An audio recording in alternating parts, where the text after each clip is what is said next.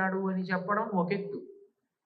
అసలు ఆయన పాదమే బ్రహ్మము అని అలా భూమి ఆకాశాలని కొలిచేసింది ఒకసారి. అప్పుడు భూమి కనపడలేదు, ఆకాశం కనపడలేదు. ఆయన పాదాలే కనపడ్డాయి అంతే. అలా కొలిచిన పాదం, అంత వ్యాపకత్వం పొందిన పాదం. అప్పుడది బ్రహ్మ గడిగిన పాదం. బ్రహ్మమే తానైపోయిన పాదం.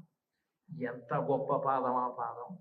అని ఆ పాదముల వంక చూసి అంత పరవశత్వం పొందితే, ఆ పరవశత్వం అంత గొప్ప కీర్తనగా ఆయన నోట్లోంచి బయటికొచ్చింది.